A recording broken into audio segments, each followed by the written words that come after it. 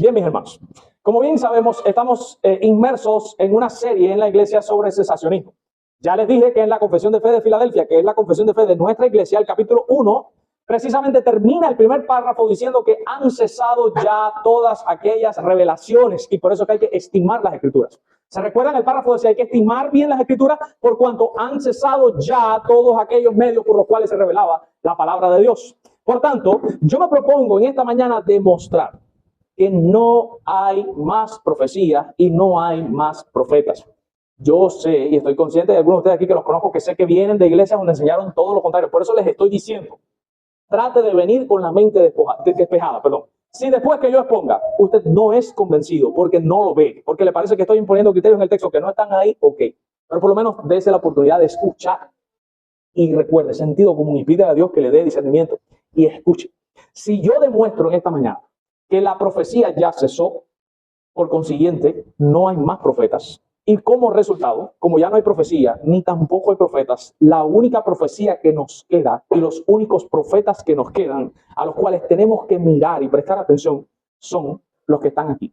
Los profetas del Antiguo y del Nuevo Testamento y las profecías del Antiguo y del Nuevo Testamento. Eso es lo que me propongo en esta mañana, demostrar eso. Ahora, presten atención porque voy a ir por un caminito que si se pierden en el caminito no van a entender después, porque voy a hablar de la profecía, pero no voy a empezar hablando de la profecía. Voy a empezar hablando de la transfiguración de Jesucristo. Y esto es intencional. Presten atención porque voy a decirlo para explicar después el texto donde vamos a caer. Pero vamos a ir a Mateo, capítulo 16, y vamos a leer los versículos desde el 27 en adelante. Dice el versículo 27, porque el Hijo del Hombre, escuchen el texto, mis hermanos, el Hijo del Hombre, vamos a ubicarnos en contexto, está hablando Jesucristo. Jesucristo está hablando y Jesús está diciendo, el Hijo del Hombre, que es Él, vendrá en la gloria de su Padre con sus ángeles y entonces pagará a cada uno conforme a sus obras. Esto es uno de los textos que demuestra que cuando Cristo venga no viene en 1000 años, Él viene a pagar ya a cada uno, como bien estuvimos enseñando cuando vimos la serie de escatología. Él viene es el juicio. Ahora, miren el versículo 28, de cierto os digo, que hay algunos de los que están aquí, miren lo explícito que habló, que no gustarán la muerte hasta que hayan visto al Hijo del Hombre viniendo en su reino. Vamos ahí. Vamos a empezar a hacerle preguntas inductivas al texto para interpretar el texto. Recuerden, sentido común. Según lo que leímos, él dice, aquí hay gente que no va a morirse hasta que no haya visto al Hijo del Hombre viniendo en su reino. ¿Qué cosa es el Hijo del Hombre viniendo en su reino según lo que leímos? Lo dice el versículo anterior. 27, porque el Hijo del Hombre vendrá en la gloria de su Padre con sus ángeles y entonces pagará. Sí, sabes mucho. Ok. Pero de acuerdo al contexto es la segunda venida, ¿verdad o no? Jesús está diciendo, miren, yo voy a venir sobre las nubes con mis santos ángeles y con toda mi gloria. Obviamente está hablando de la segunda venida. Y después dice, hay gente aquí que nunca se va a morir hasta que no vea eso que acabé de decir anteriormente. Dice, porque el Hijo del Hombre vendrá. Versículo 28. Siento digo que hay algunos de los que están aquí. O sea, hay un grupo que está ahí con él. Y él está diciendo, aquí mismo conmigo hay un grupo, no son todos. Hay un grupo que no se va a morir hasta que no vea esa segunda venida. Lo dijo Cristo. Me pregunta, ¿hubo un grupo de todos esos que escucharon eso que vieron la segunda venida? Que hay gente que no lo va a ver literalmente porque no va a estar, pero va a haber algo que apunta a esa segunda venida. Pregunta. Sí. Miren el versículo, capítulo 17, está ahí en continuación. Dice, 6 días después, Jesús tomó a Pedro, a Jacobo y a Juan, su hermano, y los llevó aparte a un monte alto y se transfiguró delante de ellos. Dice, y resplandeció su rostro como el sol y sus vestidos se hicieron blancos como la luz y se le aparecieron Moisés y Elías que estaban hablando con él. Mi pregunta, Jacobo, Juan y Pedro, ¿vieron la segunda venida de Cristo ahí? ¿Sí o no? Miren el versículo 2, dice que resplandeció su rostro como el sol, o sea, venía una gran luz, salió una gran luz de él, del rostro, dice, y sus vestidos se hicieron blancos como la luz. O sea, Jesús se volvió muy brillante, salió gloria de él, se transfiguró. Vamos a regresar atrás, versículo 27. Porque el Hijo del Hombre vendrá en la gloria de su Padre con sus ángeles. O sea, lo que Cristo dio a entender es, cuando yo venga en gloria, voy a venir con esta gloria que está viendo Pedro, Juan y Jacobo. O sea que Pedro, Juan y Jacobo vieron un vestigio de cómo sería la segunda venida. O sea que si Pedro, Juan y Jacobo estuvieran vivos, cuando vieran la nube, míralo ahí. ¿Y cómo tú sabes que es él? ¿Cómo tú sabes que no es un meteorito que está viniendo sobre la tierra? Dice, no, porque es que yo vi en el monte cuando él se transfiguró y era eso que yo estoy mirando ahí.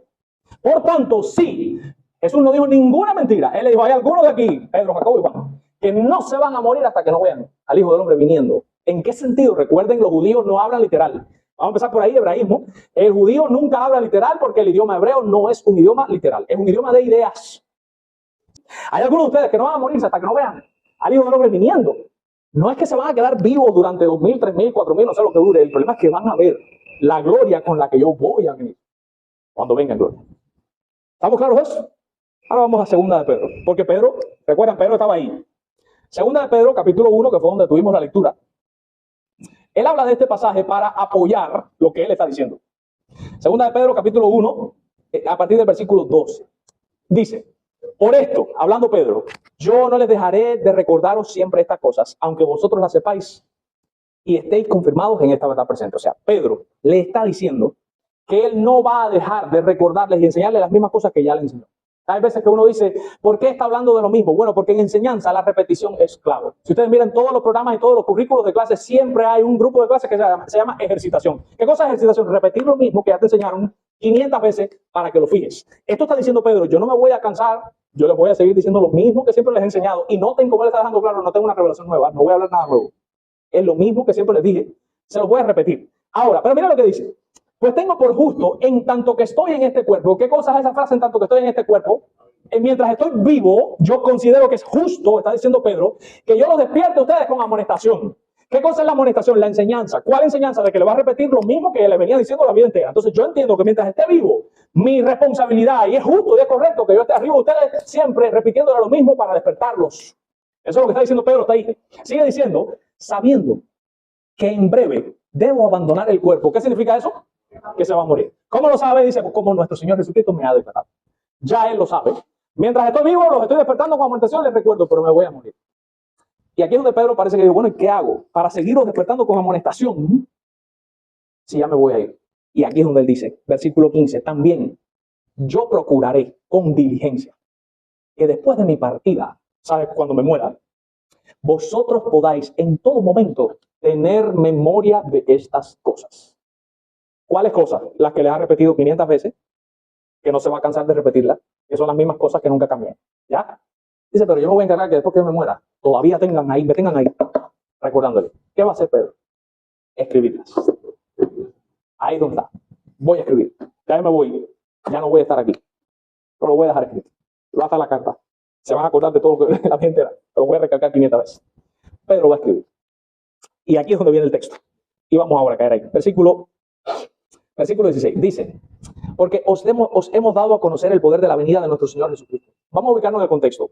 En esta carta de Pedro, si usted mira en el capítulo 2, esto para ubicarlo primero en el contexto antes de leer, para interpretar dentro del contexto. En el capítulo 2 está hablando de los falsos profetas que se burlan de la venida. Si usted mira el contexto, dice que estos falsos profetas están diciendo, pero ¿cuándo va a venir Cristo? Si desde que empezó todo está igual y no pasa nada. Y entonces ahí usted le dice, pero es que no saben que la paciencia de Dios es por el bien de ustedes, porque para el Señor un día es como 1000 años como un día. Y entonces dice, esta gente se burlan de la venida, de que no viene, pero el Señor vendrá. Y por eso miren el capítulo 3, como dice claramente, el día del Señor vendrá. O sea, aunque los falsos maestros se estén burlando y están diciendo que no pasa nada, que Cristo no acaba de venir, a pesar de que nosotros les estamos insistiendo que Cristo viene, no acaba de venir, pues Él va a venir sí o sí.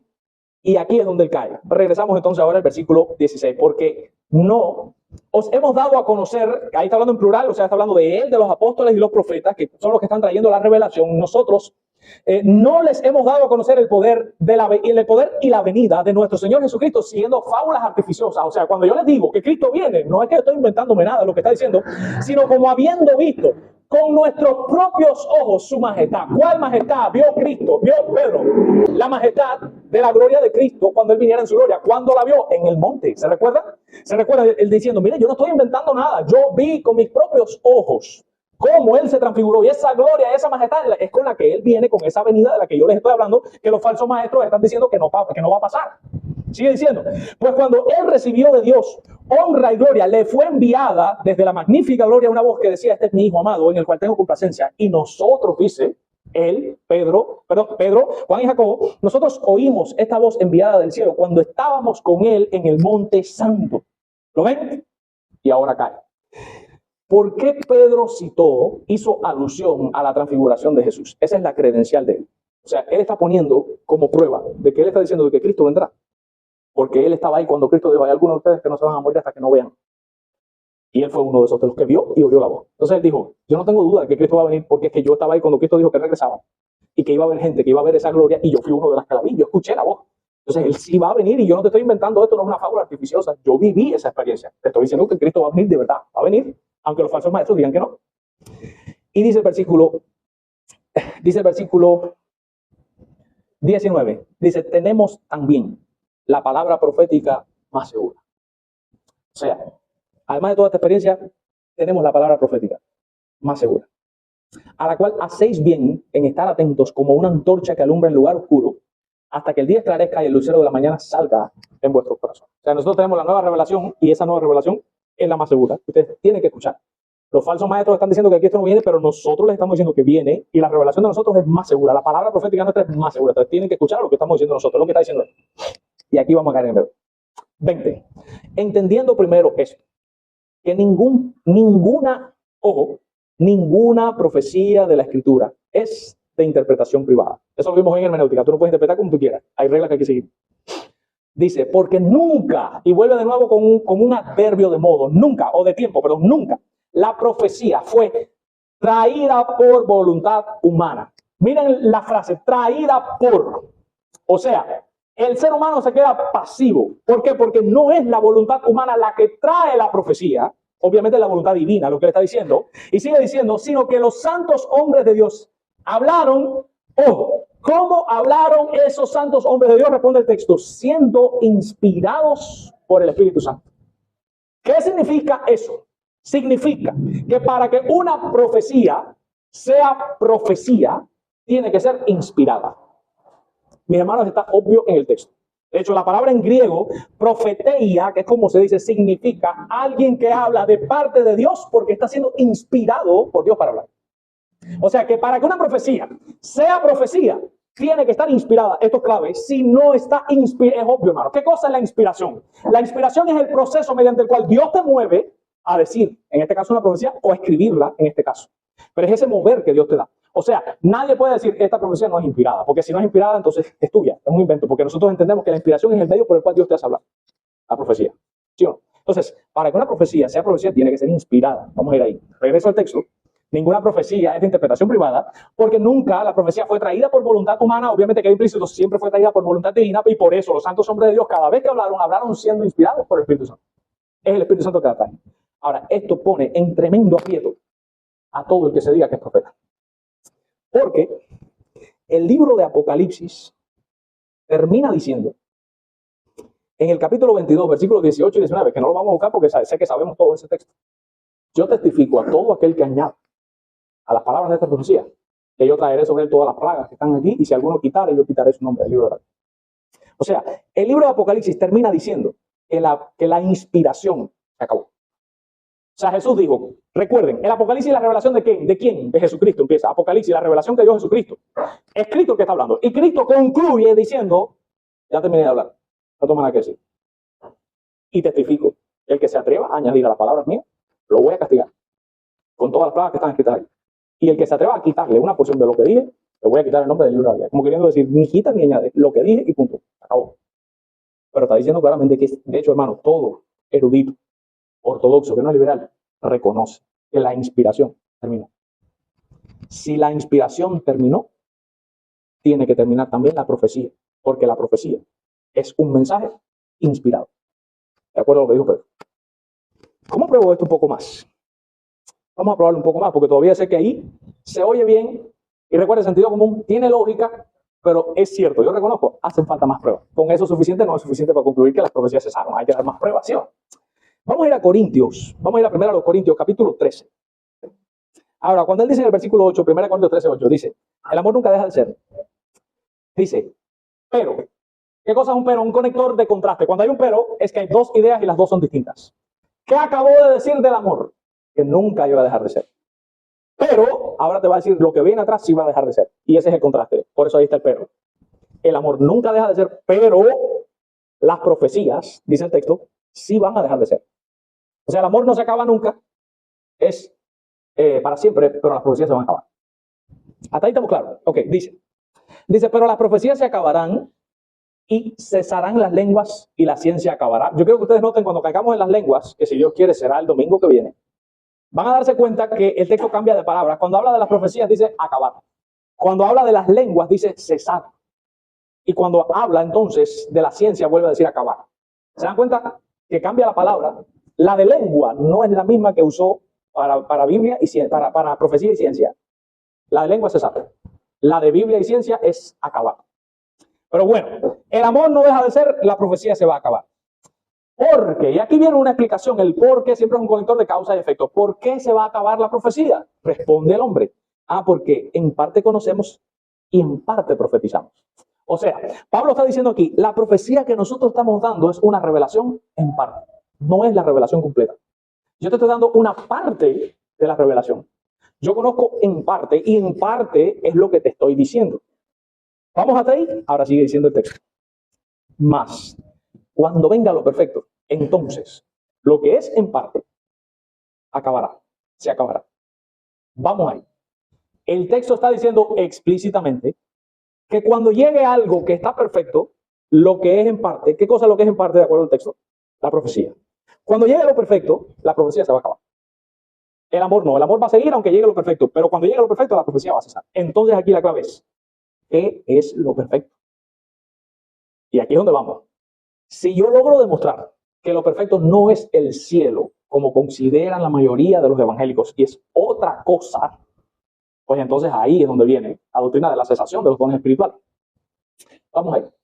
Yo considero, les voy a decir primero qué es lo que es eso, y después me voy a tratar de probarlo por la escritura. Yo considero que ahí lo perfecto es la escritura. ¿Por qué considero que es la escritura y que no es el cielo? ¿Por qué considero que es la Biblia? Vamos a ir allá. Dice que cuando venga lo perfecto, lo que es en parte se acabará. Vamos a ir ahí la palabra perfecto.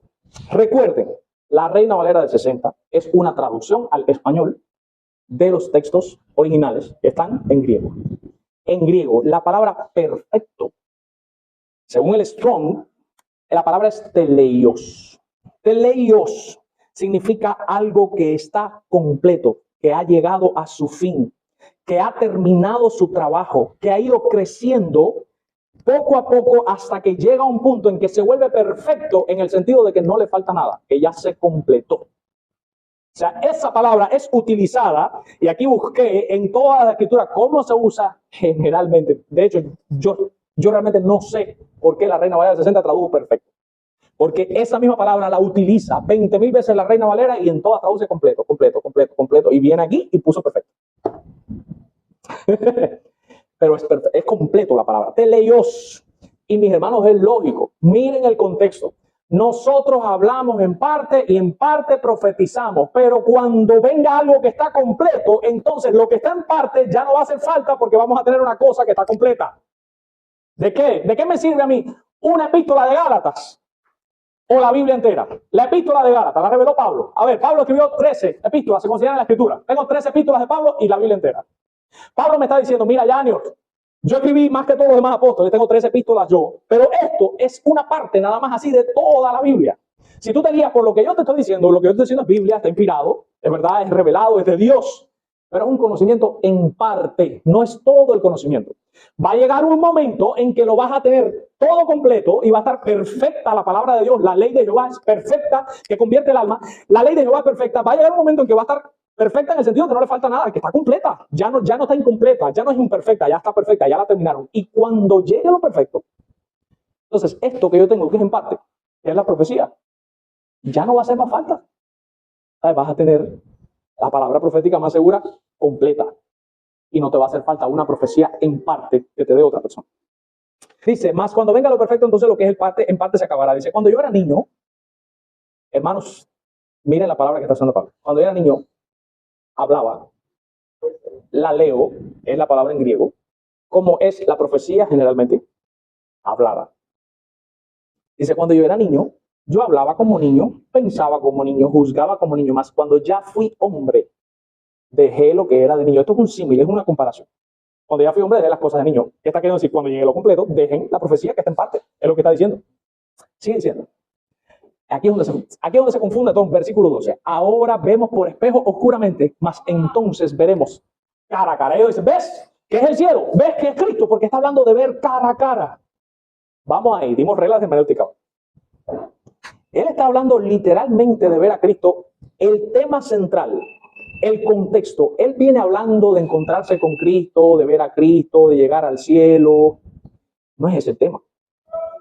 Si esa no es la idea central, pues entonces hay que ver por qué habla ahí de hablar cara a cara. Aquí es donde les digo que cuando vayan a estudiar la Biblia no cojan una sola versión, cojan más versiones porque están las famosas versiones dinámicas o las traducciones dinámicas como la nueva traducción viviente, que por ejemplo escuchen la nueva traducción viviente. Dice la nueva traducción viviente, ahora lo vemos todo de manera imperfecta, como reflejos desconcertantes, pero luego veremos todo con perfecta claridad. Todo lo que ahora conozco es parcial e incompleto, pero luego conoceré todo lo completo, tal y como Dios me conoce a mí completamente. Vamos a explicar ahora aquí.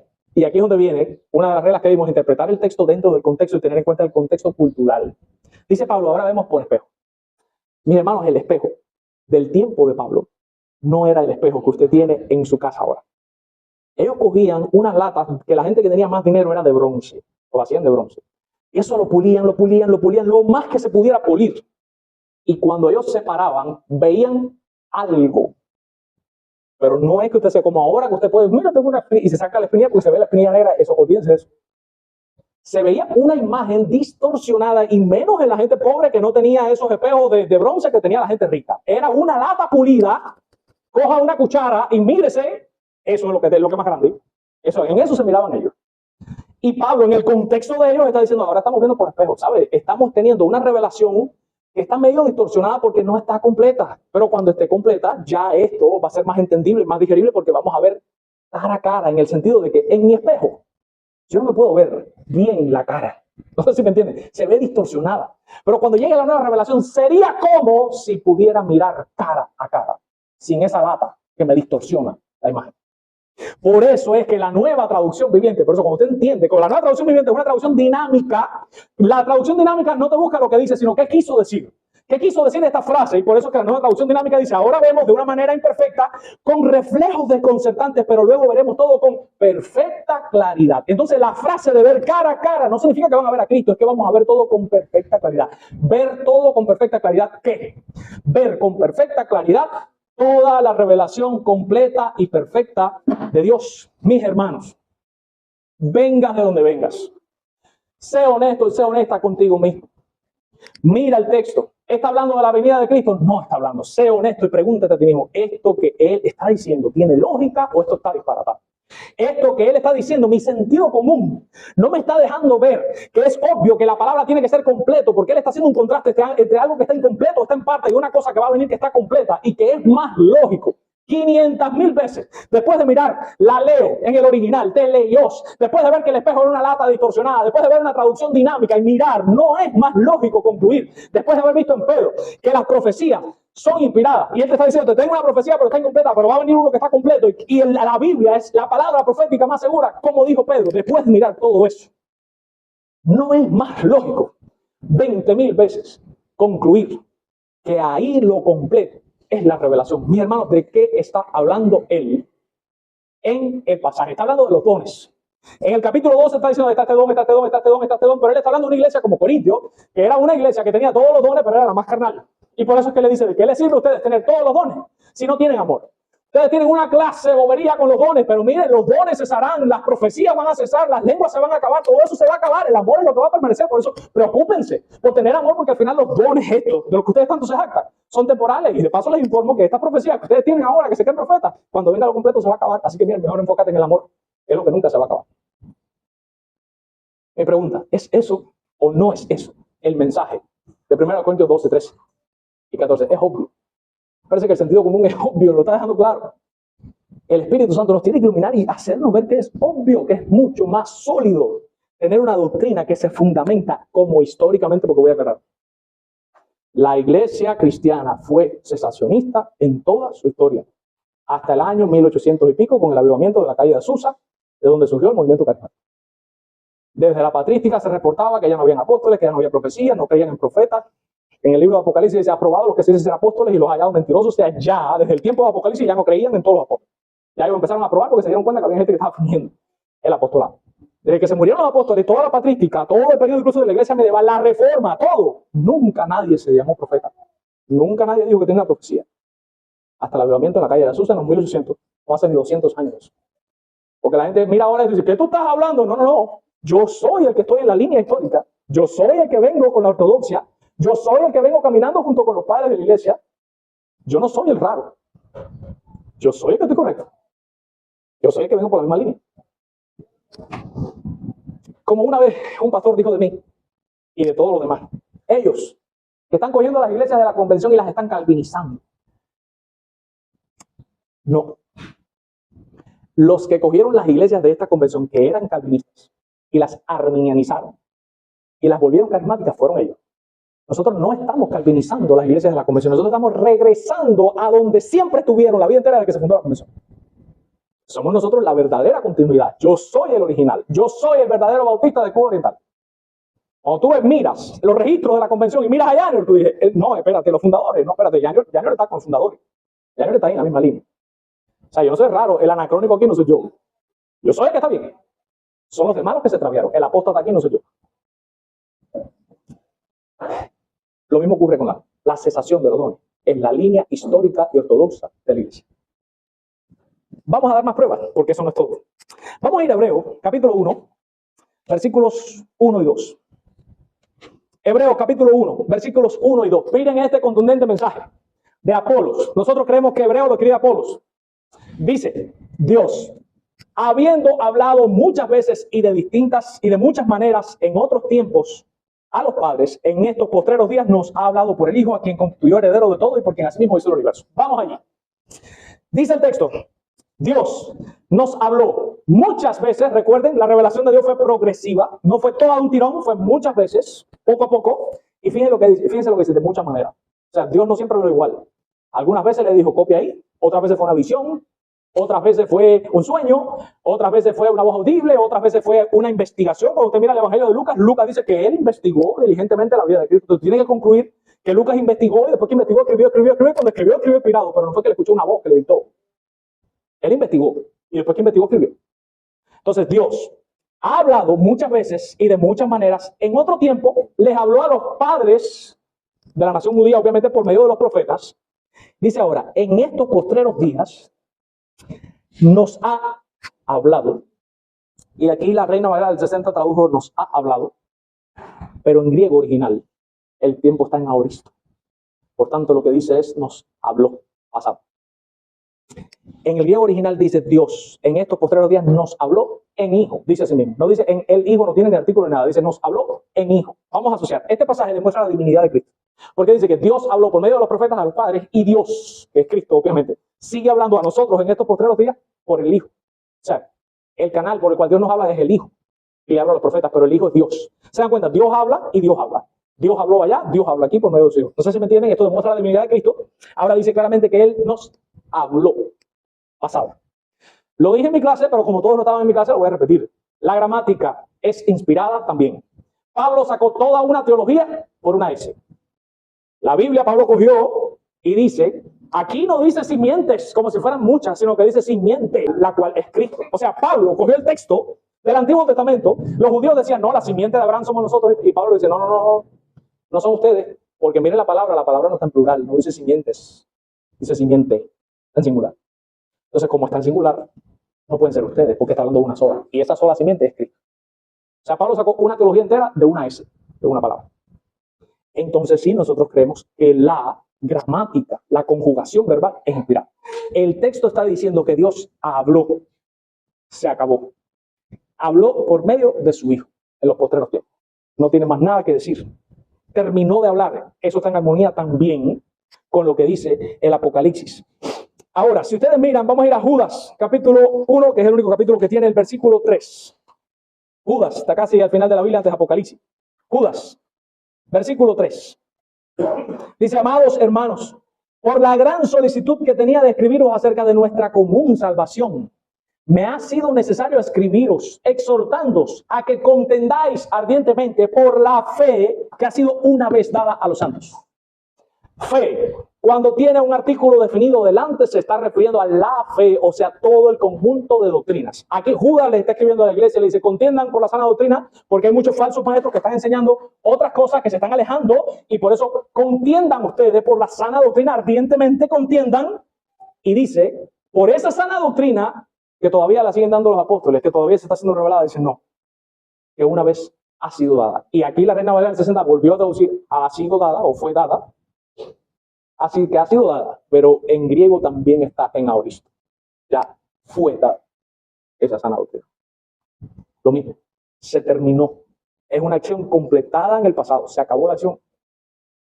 No hay más revelación, no hay más fe que dar. Ya está dada. Una vez dada. Y les voy a dar el pasaje que yo considero que posiblemente sea el que más peso tiene en todo lo que he dicho. Fíjense que Robert, ustedes saben que Robert venía a una iglesia pentecostal. Robert cuando llegó aquí, según sus propias palabras, esto me ha pasado una vez, me pasó en Santiago también, gente que después me lo confesaba. En Santiago había un joven que se me acercó y me dijo, pastor, yo venía aquí a escucharlo a usted para yo registrar todos los disparates que usted estaba diciendo para después venir y confrontar. O sea, él iba a escucharme como un hereje que está hablando y él iba a escucharme para después rebatirme y terminó convenciéndose. Robert me dijo lo mismo. Robert me dijo, mira, cuando yo venía las primeras veces aquí en la iglesia, cuando usted decía eso, yo decía, se volvió loco. Robert me dijo, yo no creía en nada de lo que usted decía, y yo lo que hacía era mirar todo para examinarlo, para después ver cómo rebatía. Y él me confesó que él batalló con esta idea de que si las profecías y los dones habían cesado o no. Recuérdense, Robert y Jordania vinieron de una iglesia pentecostal. Y Robert fue misionero, pastor, en una iglesia pentecostal. Estamos hablando de una persona que estuvo bien enrolada, bien metida, que tuvo cargo, que estudió en el seminario de los Pinos, todas esas, una persona que le fue difícil. Pero hubo un texto que yo le saqué a Robert nada más y después él me confesó, me dijo, ese texto fue el texto que me mató. Ese texto fue el que me acabó de convencer. Que ella no es más profeta. Y con ese texto voy a terminar. Está en Pedro también. Vamos a ir a segunda de Pedro. Acá vamos. Ahora, cuando usted mira el capítulo 2, versículo 1, mira lo que dice Pedro. Dice, pero hubo también falsos profetas entre el pueblo. Vamos a ir allá. ¿Qué pueblo está hablando Pedro? El pueblo judío. Recuerden, Pedro le está diciendo, Cristo viene, y yo no te lo estoy basando en una fábula que yo vi la gloria de él y yo escuché cuando él dijo que él venía. Yo soy, yo te estoy diciendo, tengo la palabra profética más segura, hazme caso, aunque hay falsos maestros que les están diciendo que no, que él demora. Y este está diciendo, mira, esto de los falsos maestros no es algo raro. En el Antiguo Testamento también, mírenlo ahí, dice, pero hubo también falsos profetas entre el pueblo de Dios. ¿Cómo habrá entre vosotros falsos maestros que introducirán encubiertamente herejías destructoras y aún negarán al Señor que nos va? Ahora, yo no sé si ustedes notaron, pero el texto fue bien claro. Y le voy a hacer dos preguntas inductivas al texto y que usted cuando la responda en su mente, ahí va a tener la respuesta. ¿Qué fue lo que hubo entre el pueblo que desvió las enseñanzas? Falsos, no. Falsos profetas. ¿Qué es lo que habrá entre nosotros que van a desviar? ¿Por qué cambió la palabra?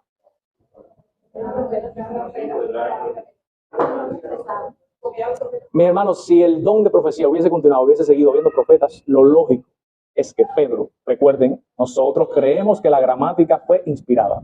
Un cambio de palabra ahí, cuando él está hablando de profetas, un cambio de palabra ahí es intencional. Hubo entre el pueblo falsos profetas, lo lógico es que él tenía que haber dicho, como habrá entre ustedes también falsos profetas. Pero no fue eso lo que dijo él. Él dijo, en el pueblo hubo falsos profetas, como habrá entre ustedes falsos maestros. O sea, ya no hay más profetas. Lo que van a ver son maestros, personas que se paran y usan la palabra profética y explican la palabra profética. Entonces, regresando al texto. El texto está diciendo explícitamente que hubo falsos profetas allá, pero lo que hay aquí son falsos maestros. Otra evidencia. Lo puso al mismo nivel, fíjate, pero cambió la palabra. Él no habló de profetas, él habló de maestros. Ese fue el texto que Robert dijo, ya, ahora sí me convencí. No hay más profetas. Otro argumento, que no lo dije aquí, es que las escrituras no registran cómo se debe ordenar, nominar o qué lugar tendría un profeta dentro de la congregación. La Biblia sí registra el don de la enseñanza y cómo usarlo en la iglesia, pero no habla nada de profetas. Y miren, en Efesios, cuando habla de los famosos 5 ministerios, Efesios 4:11, dice, y él mismo constituyó, vamos allí, a unos apóstoles, a otros profetas, a otros evangelistas y a otros pastores y maestros. ¿Vamos ahí? Miren el texto. Pretérito. Él mismo constituyó en el pasado. Constituyó. Ahora el texto es bien claro. Mis hermanos, si estuvieran presentes y él constituye, ahí sí hay que callarse. Porque recuerden que en griego el presente es continuo. Si estuviera presente, eso significa que él sigue constituyendo apóstoles, sigue constituyendo profetas, sigue constituyendo evangelistas, sigue constituyendo pastores y maestros. De hecho, hay pastores y maestros. Lo que el texto está dando a entender es que todos los pastores y maestros fueron constituidos en el pasado. O sea, Dios nos conoció en el pasado, nos predestinó en el pasado y en el pasado designó qué ibas a hacer, qué rol ibas a jugar dentro de la iglesia. Mis hermanos, ¿cómo me puedo justificar una doctrina como esa? Muy fácil. Pablo también lo dijo, que Dios ordenó todas las buenas obras en las cuales teníamos que andar. Ser un maestro de la iglesia, un pastor de una congregación, ¿no es una buena obra, sí o no? Pues si es una buena obra, dice la Escritura que Dios ordenó todas esas buenas obras en las cuales Él quería que nosotros estuviésemos desde antes de la fundación del mundo. O sea, que Dios determinó antes de yo nacer y de hecho antes de crear el mundo que yo iba a ser elegido y que yo iba a ser pastor y maestro. Entonces Él, cuando dice Él destinó a uno, ahí tuve yo, en la lista, por pura gracia, ahí tuve yo. Fue en el pasado. O sea, ese texto no se puede usar para apoyar la idea de que Dios sigue levantando profetas y que Dios sigue levantando apóstoles. Es imposible. Concluyo con este texto. Creo que es el final para darle el colofón. Miren Isaías capítulo 8, versículo 20. Isaías capítulo 8, versículo 20. Este texto me encanta. Miren el 19. Dice, y si os dijeren, preguntad a los encantadores y a los adivinos que susurran hablando y responden, ¿no consultará el pueblo a su Dios? ¿Consultará a los muertos por los vivos? La idea es, bueno, cuando tú tengas una duda y tú quieras saber algo, ¿qué tienes que hacer? Tienes que ir corriendo al profeta a que el profeta me diga. Tienes que ir corriendo al apóstol para que él me diga lo que tengo que hacer. Tengo que consultarlo a él. El texto responde no. Dice el 20, a la ley y al testimonio. Si no dijeren conforme a esto, es porque no les ha amanecido. Mis hermanos, este texto es grave. Les voy a decir por qué es grave. Porque si por alguna casualidad yo tengo la razón, si por alguna casualidad yo interpreté correctamente la Biblia, si por alguna casualidad la interpretación que yo les traje hoy aquí en esta mañana es verdaderamente el testimonio de la Escritura y ya no hay más profetas, eso significa que todos esos profetas que hablan en nombre de Dios lo hacen. Y la Biblia es cruda con esto, porque no les ha amanecido. La Biblia dice claramente, un verdadero profeta de Dios habla conforme a la ley y al testimonio. Y aquí es donde es obvio que no hace falta más nueva profecía. Si para que una profecía sea una verdadera profecía, tiene que estar en armonía con la Biblia, pues entonces lo que tengo que hacer es leer la Biblia y no escuchar la profecía. Entonces, si para que una profecía sea verdadera tiene que coincidir con las Escrituras, pues entonces no hace falta la profecía si tenemos la Escritura. Sobra, no hace falta. Y si es falsa porque no coincide con la Escritura, pues entonces, ¿de qué estamos hablando? Mis hermanos, la Biblia dice que Dios en estos postreros tiempos nos habló en el Hijo. Nos habló por medio de Cristo. Cristo terminó diciendo que Él terminaba, que Él testificaba. Mi consejo para ustedes es no se dejen engañar por una persona que dice Dios me dijo. Recuerden, a la ley y al testimonio. Y si no hablaren conforme a ellos es porque no les ha amanecido. ¿Cómo usted está en presencia delante de un verdadero profeta? Cuando usted coge un maestro que no es profeta, no tiene don de profecía, y coge la profecía que la tiene escrita y la interpreta y te la está enseñando correctamente, eso es un verdadero profeta en un sentido figurado. No hacen falta más profecías porque la palabra está completa. Y cuando tenemos lo completo, que es la palabra profética más segura, no hace falta una cosa que es en parte. Por tanto, no hay necesidad de profetas, no hay más profetas, no hay más profecías. No vayan a buscar ni vayan a consultar como si fuéramos espiritistas o como si no tuviéramos a Dios. Usted puede orar, Dios le puede hablar por medio de su palabra a usted de manera personal, por medio de las circunstancias y por medio de hermanos piadosos en las iglesias que le den buenos consejos. Lo más seguro es la Biblia. Cristo es el verbo encarnado, ¿sí o no? Toda la Escritura da testimonio de Él. Por tanto, lea la Biblia para que termine enamorándose más de su autor. Cristo ha muerto, dice la Escritura, para que todo aquel que en él cree no se pierda, mas tenga vida eterna. A usted no le hace falta una profecía, a usted lo que le hace falta es Cristo. A usted lo que le hace falta es la Biblia que habla de él. Vamos a orar y vamos a pedirle a Dios que aplique su palabra y nos lleven bien también a nuestros hogares.